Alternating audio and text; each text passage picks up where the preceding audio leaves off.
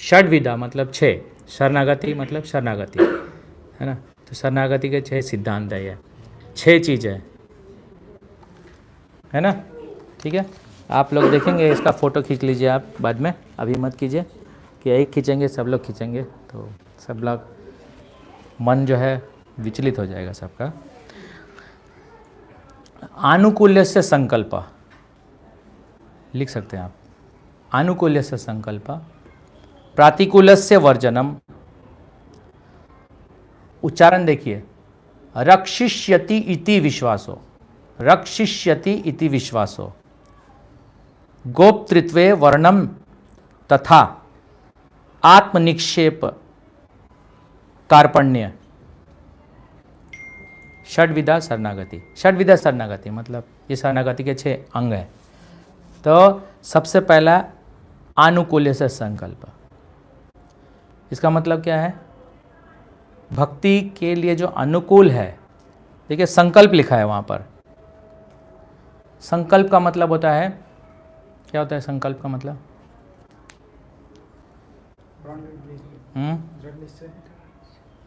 संकल्प करना, संकल्प, हाँ प्रण। आप बताइए प्रभु, आप बता सकते हैं। जो भगवान कृष्ण की सेवा के लिए उचित हो वही कार्य करना है, जो अनुकूल हो वो कार्य करना है, उसका उल्टा जो प्रतिकूल है उसको छोड़ देना है। क्या है? वर्जनम। प्रतिकूल है उसको छोड़ देना है। क्या करेंगे? अनुकूल क्या है भक्ति के लिए? अनुकूल क्या है भक्ति के लिए? अनुकूल क्या है? हाँ, ABCD, वो आप समझेंगे। इसको क्या बोलेंगे ABCD को? ABCD EF भी है, ABCD E भी है। अभी बेसिक के लिए ABCD है, लेकिन ABCD है तो E भी आ जाएगा, है ना। तो इससे पहले मैं एक उदाहरण देने की कोशिश करता हूँ, तब आपको ज़्यादा समझ में आएगा, नहीं तो ये थ्योरी जैसा खाली लगेगा। तो एक व्यक्ति था, उसका नाम था कैलाश। किसी में से आपका नाम है कैलाश? नहीं है, कोई बात नहीं। एक व्यक्ति था कैलाश। तो कैलाश जो था जवान लड़का था, यंग, आप जैसे ही। तो उनके पास नारद मुनि आते हैं। तो नारद मुनि पूछते हैं, कैलाश मैं जा रहा हूँ भगवत धाम, आप आ सकते हैं, आपको आना है तो चलिए। तो कैलाश का क्या जवाब है? कैलाश बोलते हैं कि अभी मेरे पास बहुत जिम्मेदारियां हैं, परिवार है, व्यापार है, तो अभी तो मैं बहुत व्यस्त हूँ। तो नारद मुनि बोले ठीक है, अभी समय, सब लोग काम बोलते हैं ना, भक्ति करना है तो क्या बोलते हैं? अभी मेरे पास टाइम नहीं है, बाद में कभी। तो उसी तरह से फिर नारद मुनि ने सोचा ठीक है, बाद में जब कुछ साल के बाद आए नारद मुनि, वही कैलाश को ढूंढ रहे थे, कैलाश किधर है? तो कैलाश शरीर छोड़ चुका था, कैलाश। तो नारद मुनि बोल रहे कैलाश। तो फिर नारद मुनि जा रहे थे, तो वहाँ पर एक कुत्ता था। तो कुत्ता अपनी भाषा में बोला, मैं ही कैलाश हूँ नारद मुनि। तो नारद मुनि बोला वाह, तो चलो, अभी भी मैं तैयार हूँ ले जाने के लिए, चलो। तो फिर कैलाश क्या बोलता है, जो कुत्ते का शरीर ले चुका था, वो क्या बोलता है कि नहीं नारद मुनि, देखिए जो मेरे बच्चे हैं उनको मैंने तो सेट कर दिया है, अब उनके जो बच्चे के बच्चे हैं वो अभी संभाल रहे हैं मेरा सब, लेकिन ये लोग बहुत लापरवाह है, इसलिए मैं यहाँ पर, वो लोग रात को सो जाते हैं और सुबह लंबा सोते रहते हैं रात को पूरा, तो उनका पता नहीं रहता है, चोर लुटेरे आ जाएंगे, इसलिए मैं अभी यहाँ पर रक्षा करने के लिए बैठा हूँ। तो नारद मुनि बोला ठीक है, इसको और मौका देते हैं। फिर से नारद मुनि फिर कुछ दिन के बाद आए, फिर वो कुत्ता नहीं था। तो नारद मुनि सोच रहे थे कहाँ है वो। तो फिर पास में एक आवाज़ आए सांप के जैसा, सांप कैसे फुफकारता है ना, वैसा आवाज़ आए। तो बोले नारद मुनि मैं हूँ, मैं कैलाश। तो नारद मुनि ने फिर पूछा सांप को, जो कैलाश का रूप ले चुका, कैलाश जो सांप का रूप ले चुका था, तो वो पूछा कि चलो अभी भी मैं तैयार हूँ ले चलने के लिए, मैं तो जाता रहता हूँ भगवान के धाम में। नारद मुनि जो है, नारद मुनि कौन है?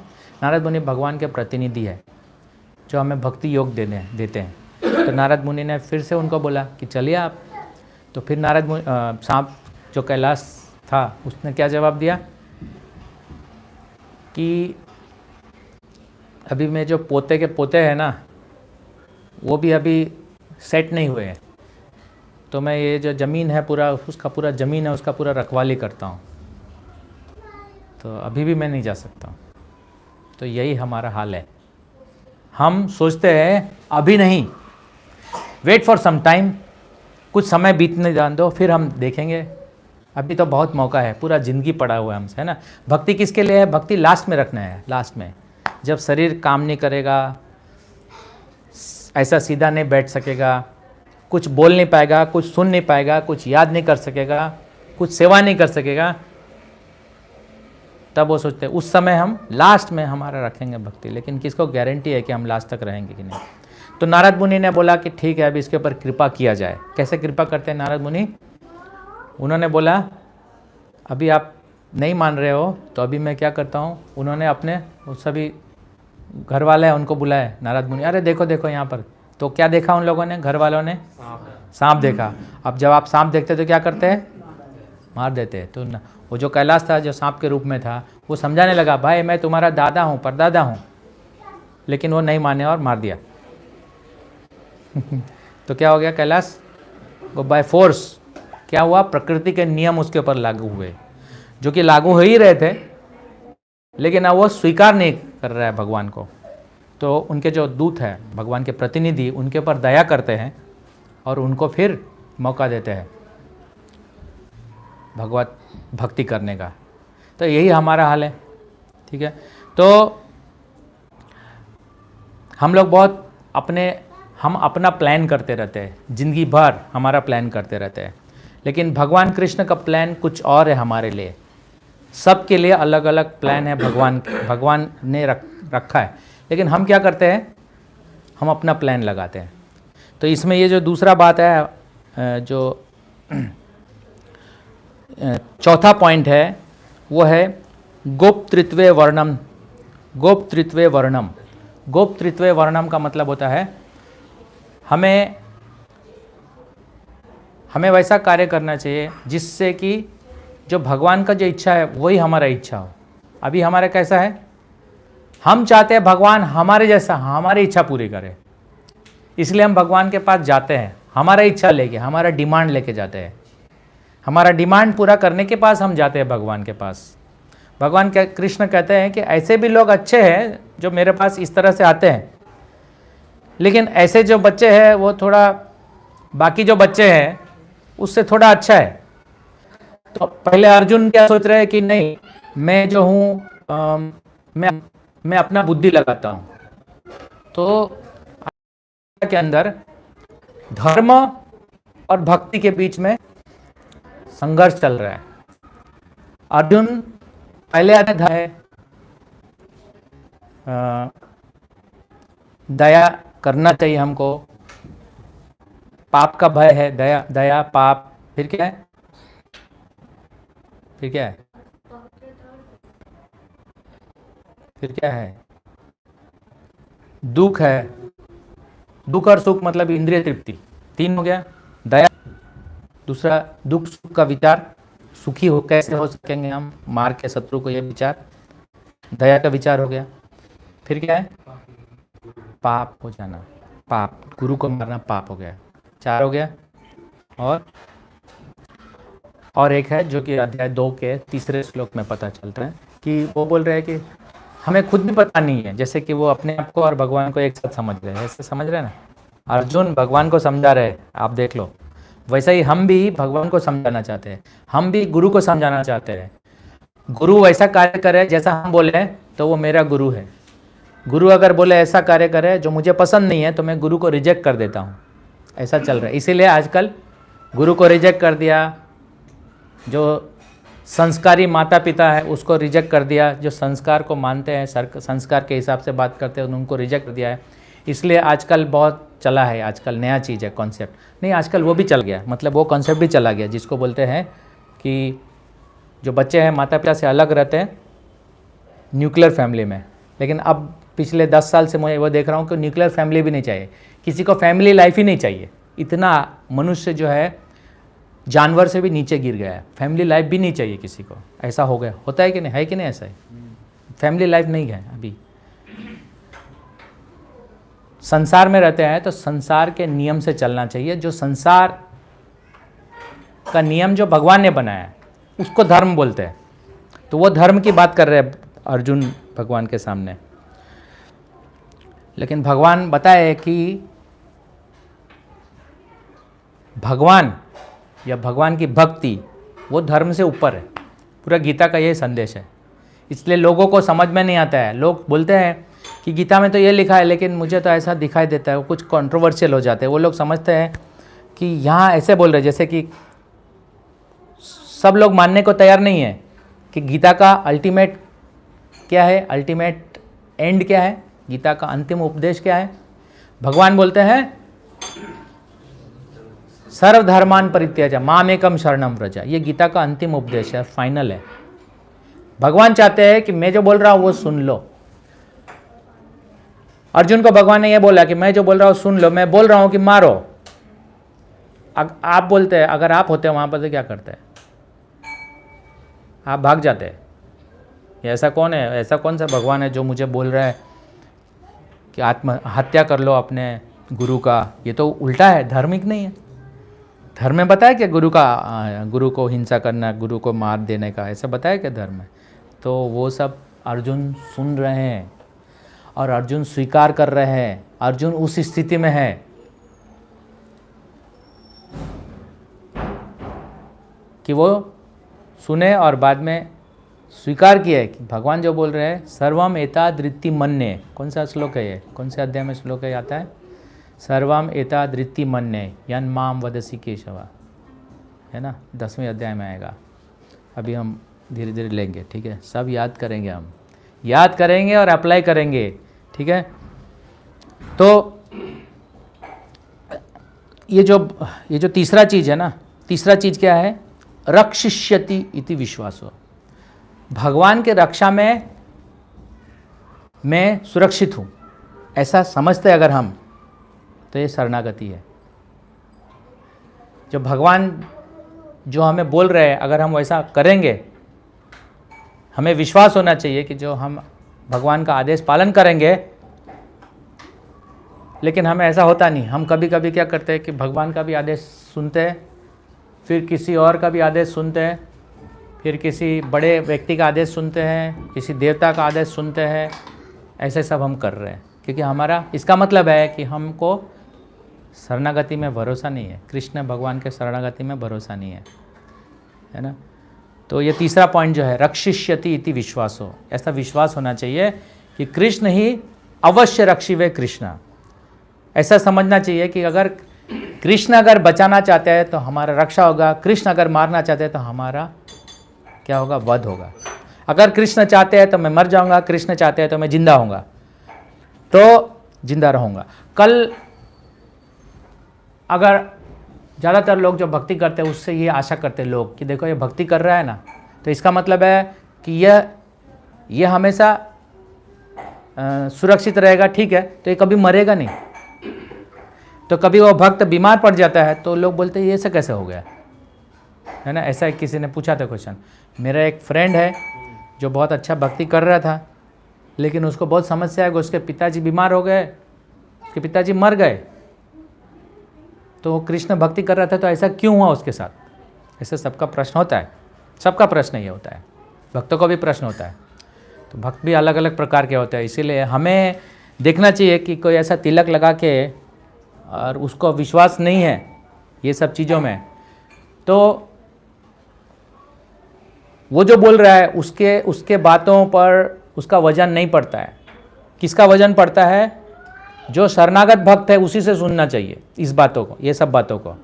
नहीं तो वो आपको कुछ और बोलेगा कुछ और कर लो, भगवान भी है ठीक है, कुछ और दूसरा उपाय कर लो, वो तो हमको करना पड़ेगा, भगवान थोड़ी आएंगे। ऐसा सुनने को मिलता है ना, बहुत सारा चीज़ में सुनने को मिलता है। तो इसका मतलब है कि जो आपको ऐसा आदेश दे रहा है इज़ टोटली अनरिलायबल, बोगस। तो वैसा नहीं होना चाहिए। इसको जो शरणागत है, पूर्ण शरणागत, वो आपको ऐसा नहीं बोलेगा, मिस डायरेक्ट नहीं करेगा। वो हमेशा, है ना, साधु मतलब क्या, ओरिजिनल साधु मतलब क्या? भक्ति सिद्धांत महाराज क्या बोलते हैं? साधु का मतलब क्या है? पिछले बार बताया था मैंने। साधु का क्या ड्यूटी है? कई बार बताया मैंने, अंग्रेजी में बताया था, हिंदी में भी अनुवाद किया था। साधु क्या बताएगा आपको? आपके संशय को काट। हाँ, एक है। दूसरा, संशय को काटना है, बहुत इंपॉर्टेंट बात है। संशय रहेगा तो आपका प्रगति नहीं होगा। संशय किसका होगा? संशय आत्मा का संशय होगा। संशय आत्मा को संशय निकालने के लिए हमको श्रवण करना पड़ेगा, जो कि हम लोग नहीं कर रहे। हम जो श्रवण नहीं कर रहे हैं, देख लेना ढीला हो जाएंगे। 1 साल 2 साल 3 साल बस भक्ति में, फिर आउट। देख लेना, उनके गुरु प्रेजेंट रहते हैं तब तक वो आगे पीछे रहते हैं, गुरु चले गए उसके बाद फिर अपने हिसाब से काम करते हैं। हम देखते हैं, हमारे में भी ऐसा होता है, हम देखते हैं जब गुरु महाराज आते हैं तो सब आगे पीछे करते हैं, उसके बाद गुरु महाराज चले गए, उसके बाद आउट, बाहर चले गए, वो फिर दिखाने, फिर उनका योजना दिखा देता है। इनफैक्ट कुछ ऐसे भी लोग होते हैं कि गुरु के आने के समय में भी वो लोग अपना कार्य को महत्व देते हैं। ऐसा नहीं होना चाहिए। ऐसा कभी भी नहीं होना चाहिए।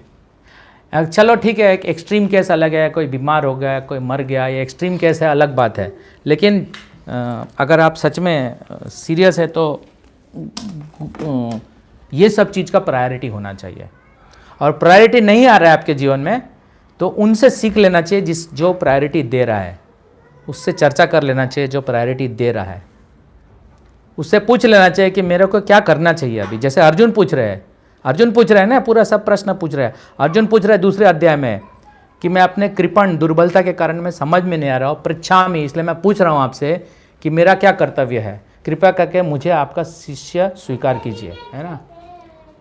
ऐसा है ना, कृपया मुझे आप शिष्यस्त्याम साधिमाम त्वाम प्रपन्नाम।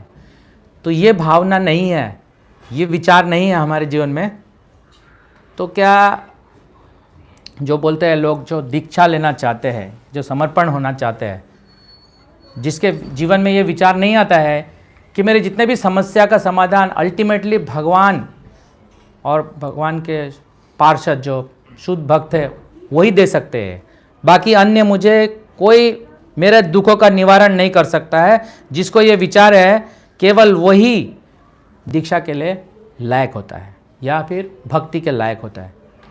तो वैसे लेवल पर हमको जाना चाहिए, तब हमें सोचना चाहिए कि हमें दीक्षा लेना है कि नहीं लेना है। और वो कब आएगा डिटर्मिनेशन? दृढ़ता। वो दृढ़ता कब आएगा? जब आप सुनेंगे, जब आप समझ पाए, जब आप सुनेंगे ये बात। जब परीक्षित महाराज, किसी ने पूछा कि परीक्षित महाराज इतना महान भक्त है, परीक्षित महाराज इतना महान भक्त है, भगवान के पार्षद है, तो उतना मिजरेबल उनके जीवन में ऐसा क्यों हुआ, किसी ने पूछा। तो इसका मतलब है कि वो समझे ही नहीं है कि आप परीक्षित महाराज कौन है, ये भागवतम क्या है। बहुत से लोग, आप लोग भागवतम कर रहे हैं, है ना, भागवतम प्रचार कर रहे हैं, आप कन्विंस है कि आपका मृत्यु कभी भी हो सकता है। दैट वी हैव टू, हमें कन्विंस होना चाहिए कि मृत्यु कभी भी हो सकता है। हमेशा तैयार रहना चाहिए, जीवन का उद्देश्य हमेशा तैयार रहना चाहिए। क्या कल हमारा अभी तुरंत मृत्यु होगा, क्या हम तैयार है? कोई तैयार नहीं है, हम में से नहीं है तैयार। हम सोचते नहीं अभी तो और भी मेरा प्लान्स है, मेरा बहुत सारा योजना है, अगले 20 साल का योजना हमको पता है ना। तो किसी ने प्रश्न किया कि परीक्षित महाराज के साथ ऐसा क्यों? वो तो प्योर डिवोटी है। लोग पूछते हैं प्रभुपाद जी के साथ ऐसा क्यों हुआ? प्रभुपाद जी अंतिम समय में, हाँ, तो वो समझा ही नहीं है कि भौतिक प्रकृति क्या है, तो वो समझा ही नहीं। भौतिक प्रकृति जो है क्षणिक है, खत्म हो जाएगा। हमारा जो प्रकृति है, जो हम शरीर प्राप्त किए हैं, वो क्या है? अंतवत्ते ये में देहा। इस पर विश्वास होना चाहिए कि मेरा देह जो है अनित्य है, ख़त्म होने वाला है, तो कौन सी बड़ी बात है कि मर गया तो क्या हुआ। ये स्वाभाविक है कि हम मरता है कोई हमारा नज़दीक का तो हमें थोड़ा तकलीफ़ तो होता है, तो स्वाभाविक है। लेकिन उसके लिए खाली रोना या फिर वो तकलीफ़ देख के सुसाइड कर लेना या वो तकलीफ़ देख के और कुछ ऐसे कार्य कर लेना, तो वो ठीक नहीं है। इसका मतलब है कि हम ज्ञान में नहीं है, नॉलेज नहीं है हमारे पास, है ना। क्योंकि भौतिक प्रकृति अपना कार्य करेगी ही, उसको कोई रोक नहीं सकता। तो हमें देखना है कि क्या देखना है हमको। फिर अगर परीक्षित महाराज जो है इतना प्योर डिवोटी है, उनको शरीर छोड़ना पड़ा तो नहीं छोड़ना पड़ेगा क्या? शरीर तो छोड़ना पड़ेगा, लेकिन हमें ये समझना है कि वो किस तरह से शरीर छोड़ा उन्होंने, उस समय उन्होंने क्या कार्य किया था, उस समय उनको कैसे याद आया गया तुरंत, उन्होंने क्या सोचा शरीर छोड़ते समय। अभी मुझे ये इस ब्राह्मण ने मुझे शाप दे दिया कि 7 दिन में मेरा मृत्यु होगा, तो उनके विचार में, उनके मन में क्या विचार है, और हमको अगर ऐसा होता है तो हमारे मन में क्या विचार रहता है। हम तुरंत योजना बनाने शुरू कर देंगे, ऐसा कौन सा डॉक्टर है जो मुझे बचा सकता है, सब लगा देंगे। लेकिन परीक्षित महाराज ने क्या किया था? परीक्षित महाराज के पास इतना शक्ति था, जब तक वो जीवित थे, परीक्षित महाराज इस शरीर में थे, तब तक उनका इतना पावर था कि माया जो ये क्या बोलते हैं, कली प्रवेश नहीं कर सका था, इतना शक्ति था। तो क्या वो ये छोटा सा बालक, और वो क्वालिफाइड नहीं था, उसके शाप को ख़त्म कर सकते थे वो, लेकिन उन्होंने ऐसा नहीं किया, जबकि वो कर सकते थे, वो राजा थे। और वो शमीक जो ऋषि का पुत्र था ना, हाँ, वो श्रृंगी लड़का था और शमीक ऋषि था, है ना। तो शमीक ऋषि जो था वो तो स्वीकार करने लगे कि ये मेरे पुत्र ने बहुत बड़ा अपराध किया है, वो तो समझते थे। लेकिन फिर उन्होंने ऐसा नहीं किया। ये बात है, ये समझने की बात है। अगर हमको ऐसा मौका मिले कि तो हम ऐसा करेंगे कि वापस एक और लाइफ मिले, हम ले लेंगे। लेकिन वो भगवान के योजना के हिसाब से चलना चाहते थे। कौन? परीक्षित महाराज। परीक्षित महाराज का समझ गए कि भगवान का योजना यही है। फिर क्या कैसे हुआ? जब उन्होंने स्वीकार किया भगवान का योजना है, तो तुरंत उसी समय उन्होंने विचार किया, प्रश्न किया कुछ, और वो उस प्रश्न के उत्तर में तुरंत परीक्षित महाराज को सुनाने के लिए सुखदेव गोस्वामी का भगवान ने व्यवस्था किया। और वही कारण से आज हमारे पास ये अमूल्य अमृत भागवत पुराण के रूप में आज उपलब्ध है हम लोग, लेकिन उसका हम लोग फ़ायदा नहीं उठाते। हम लोग सोचते हैं भागवत और भगवत गीता के अलावा और भी कुछ है संसार में जो मुझे सुखी कर सकता है ना। इंजीनियरिंग कर लो तो पैसा आएगा, मेडिकल करो तो आपका नोट छपने का बिजनेस शुरू हो जाएगा, है ना। लोग लगाते हैं ना, ये पूरा हमको सिखाया जाता है स्कूलों में कि yes this is how you grow, है ना। ग्रो, मैं देखता हूँ कि मेरे को बहुत दुख होता है कि जो बच्चे हैं, नए बच्चे को देख के, यूथ को देख के मुझे दुख होता है कि ऊपर किस प्रकार का वातावरण आ गया, किस प्रकार का आवरण आ गया है कि वो सब भूल गया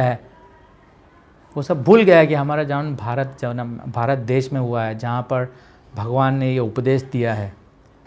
ये सब इतना महत्वपूर्ण ज्ञान, हम लोग उसको रिजेक्ट कर रहे हैं, लिटरली रिजेक्ट कर रहे हैं। सोचो आप, है ना। तो भगवान की इच्छा में हमारा इच्छा होना चाहिए, इसको बोलते हैं गोप्तृत्व वर्णम। कैसे पता चलेगा भगवान का इच्छा क्या है?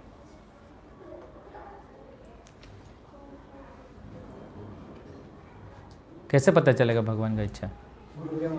गुरु, साधु और शास्त्र, ये तीनों से आपको पता चलेगा भगवान का इच्छा क्या है, अगर हम लेना चाहें तो। देखिए, it is all matter of your desire. आपका इच्छा क्या है? इच्छा है संसार को भोगने के लिए, तो भगवान उस फैसिलिटी दे देते हैं। इसलिए मैं बार बार बोलता हूँ भक्तों को, जो सिंसियर है, सीरियस है, मैं बोलता हूँ कि भगवान से कुछ अपने लिए नहीं मांगो। मांगना है तो क्या मांगना चाहिए आपको पता है? भगवान से ही मांगना चाहिए। क्या मांगेंगे भगवान से? क्या मांगते हैं हम भगवान से? मैंने बताया था पहले भी, किसी को याद है?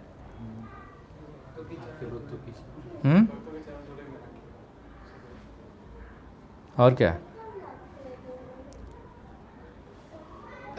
भगवान अपने एक भक्त दुर्वासा मुनि को बोलते हैं, दुर्वासा मुनि को बोलते हैं कि मेरे जो भक्त है मुझे बहुत प्रिय है, और मेरे भक्तों के जो भक्त है वो भी मुझे बहुत प्रिय है, उतना ही प्रिय जो मेरा जो भक्त है उतना ही प्रिय है मेरा भक्त का भक्त। और उस परंपरा में आप लोग आए हो, आप लोग प्रभुपाद के आश्रय में हो, आप प्रभुपाद के भक्त के आश्रय में हो आप, तो आप सोचो कि भगवान आपसे कितना प्रेम करते हैं। ये बात आप समझ लो, भगवान ने यही बोला है, इसका मतलब यही हुआ, भक्तैर भक्त जन प्रिया, ये शब्द है ना, भगवान ऐसा बोल रहे हैं दुर्वासा मुनि को। तो आप समझो कि आपसे कितना प्रेम करते हैं भगवान, है ना। आपको ऐसा लगता होगा कि ये क्या बोल रहे हैं, ऐसा कैसा हो सकता है, और ऐसा हो रहा है। तभी तो आप लोग जो है 4 नियम का पालन करने के लिए सोच रहे हो, जो नहीं कर रहे हो सोच रहे हो, जो कर रहे हो उसको और सीरियसली ले रहे हैं, जो माला कर पा रहे हैं, जो भागवत कक्षा सुन रहे हैं, सेवा कर रहे हैं। तो ये कहाँ से आया है, ये किधर से आया, ये कहाँ से आया, ये चीज़ कौन दिया आपके जीवन में, ये सब कैसे आया। जो आप कर पा रहे हैं, सुन पा रहे हैं, ये किससे आ रहा है, भगवान से आ रहा है, भगवान से आ रहा है, लेकिन भक्त के माध्यम से आ रहा है। इसलिए कभी भी बोलता हूँ मैं, कई बार बोलता हूँ मैं, जिसने आपको भक्ति में लाया है, वो कुछ लोग ऐसा सोचते हैं कि अभी मैं बहुत बड़ा हो गया हूँ, तो जिसने मुझे लाया वो तो आउट हो गया है, ऐसा होता है कई बार। तो अभी मैं बड़ा हो गया हूँ ऐसा समझते हैं लोग, लेकिन ये भावना जो है वो फिर खाली जूनियर केजी का भावना है। तो try to rise above this level, कनिष्ठ जो है, कनिष्ठता से ऊपर उठना चाहिए हमको। और कनिष्ठ से ऊपर होने के लिए आपको बहुत इम्पॉर्टेंट है कि सुनना चाहिए। क्या सुनेंगे, क्या सुनेंगे आप, क्या सुनेंगे, क्या सुनना है, हरि कथा, भगवान कृष्ण के बारे में, है ना। तो इसलिए आपको हम बोलते हैं कि आप प्रभुपाद के ग्रंथ पढ़िए, 2 घंटा प्रभुपाद के ग्रंथ पढ़िए आप। अगर नहीं पढ़ रहे हैं तो आप समझिए कि आप बहुत नीचे है, पीछे है। अगर आप ग्रंथ पढ़ेंगे ना तो आप में उत्साह आएगा। मैं प्रभुपाद का परपट पढ़ रहा था 13वें अध्याय के, उसके अंदर प्रभुपाद जी लिखते हैं कि जो व्यक्ति को गुरु में अटूट श्रद्धा है, वो गुरु को सेवा कर रहा है बिना मतलब करप्ट माइंड से, सरलता से सेवा कर रहा है। तो उसमें प्रभुपाद जी लिखते हैं कि ऐसे भक्त के लिए भगवान ऐसा योजना बनाते हैं कि गुरु जो उनके ऊपर विशेष कृपा कर देते हैं, भले वो अभी उतना उन्नत भक्त नहीं है, क्योंकि वो निष्कपट भाव से गुरु की सेवा कर रहा है, तो इसलिए उसके अंदर सेवा करने की शक्ति, नियम पालन करने की शक्ति, ये सब कुछ गुरु के सेवा से, गुरु की कृपा से अपने आप आ जाता है। इसलिए सबसे इम्पोर्टेंट है भक्ति के अंदर सरलता, जिसको बोलते हैं सरलता को क्या बोलते हैं, आर्जवम, सरलता। सरलता का ये मतलब नहीं है कि आप simple living and I think जो बोलते हैं वो लोग, सरलता मतलब सरल कपड़े पहनो, ऐसा नहीं। सरल मतलब अपने बिहेवियर में सरल होना चाहिए, द्वंद्व नहीं होना चाहिए, डुप्लिसिटी नहीं होना चाहिए, वो सरलता हो गया। तो आपको पता चलेगा कि आप कितना प्रगति कर रहे हैं, गुरु से पता चलेगा। तो आपको समझ में आएगा कि मैं कितना बात भगवान का मान रहा हूँ और कितना बात मेरा मान रहा हूँ। तो ऐसे बहुत लोग करते हैं कि लोग सोचते हैं कि अभी गुरु आए हैं तब हम उस समय हम गुरु का कार्य करेंगे, बाकी 365 दिन अपना काम करेंगे। तो ये समझने वाली बात है, ये चीज़ नहीं होना चाहिए अपने जीवन में। ऐसा नहीं है ये 24 घंटे में पूरा 24 घंटे किसका है। सनातन गोस्वामी एक बार सनातन गोस्वामी जो है सनातन गोस्वामी या कौन थे जो गोवर्धन के पर्वत से आत्महत्या करने जा रहे थे, रघुनाथ दास गोस्वामी। तो रघुनाथ दास गोस्वामी ऐसा करना चाहते थे, तो उनको किसने बताया, किसी ने बोला कि नहीं आपको भगवान, सनातन गोस्वामी ने बताया कि आपको ये शरीर आप भगवान को, गुरु को समर्पित कर चुके हैं, तो ये आप नहीं कर सकते। ये शरीर भगवान का है, तो ये शरीर से भगवान बहुत सारे कार्य कराना चाहते हैं आपसे, है ना। मुझे एक बार याद है, जब गुरु महाराज 2006 में आए थे, जब हम दूसरे घर में रहते थे, उस दिन गुरु महाराज 4 दिन के लिए हमारे यहाँ पे रुके थे। उस समय हम लोग में से खाली माला करते थे और नियम पालन करते थे, लेकिन हम लोग दीक्षित नहीं थे। लेकिन गुरु महाराज वहाँ पे रुके। क्यों रुके? क्योंकि उनको रिपोर्ट मिला कि ये लोग जो है प्रभुपाद के पुस्तकों का सिंसियरली डिस्ट्रीब्यूट करते हैं। उनको ये रिपोर्ट मिला, हमने नहीं बताया। हमारे एक भक्त है कानुप्रिया प्रभु, जो मुझे गुरु महाराज से मिला है, मैं बार बार बोलता हूँ, हम उनके बहुत आभारी है। उन्हीं के कारण मैं गुरु महाराज के संपर्क में आया, तो आज भी मैं उनको भूला नहीं हूँ। गुरु महाराज के बारे में सब कुछ उनसे जानकारी मिलती है।